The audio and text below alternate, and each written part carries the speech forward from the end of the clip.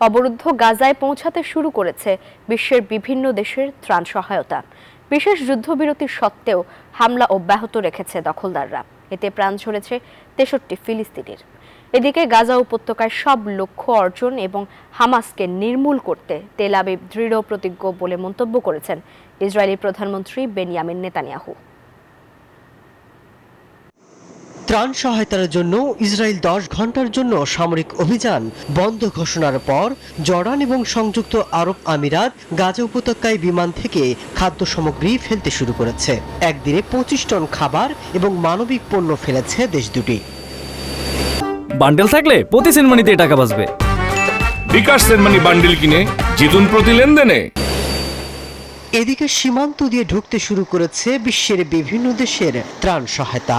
রোববার কয়েকটি এলাকায় পৌঁছায় মিশরের ত্রাণের বহর। তবে বিমান থেকে ফেলা ইসরায়েলের ত্রাণের প্যাকেটে হতাহত হচ্ছেন অনেক গাজাবাসী। জাতিসংঘের তথ্য বলছে, গাজায় 3 ভাগের 1 ভাগ মানুষ দিনের পর দিন না খেয়ে রয়েছেন। অনাহারে মৃত্যুর ঝুঁকিতে 1 লাখের বেশি শিশু। এমন অবস্থায় এই সহায়তা খুব কম বলেই মনে করছে সংস্থাটি।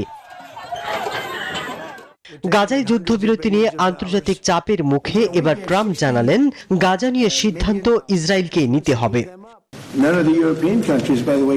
হামাসের হাতে যেসব জিম্মি রয়েছে তাদের ফেরত দিতে হামাস গড়িমসি করছে। এবার ইসরায়েলকে এর সমাধান করতে হবে। তবে ইসরায়েলের প্রধানমন্ত্রী হুঁশিয়ার করে বলেছেন, হামাসকে নির্মূল করে পূর্ণ বিজয় অর্জন হবে ইসরায়েলের মূল লক্ষ্য। আমরা লড়াই চালিয়ে যাব যতক্ষণ না আমরা আমাদের সমস্ত যুদ্ধে লক্ষ্য অর্জন করি।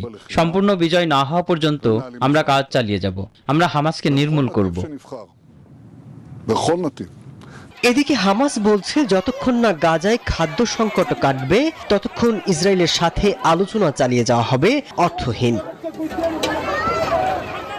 মাসুদ রানা, নিউজ 24।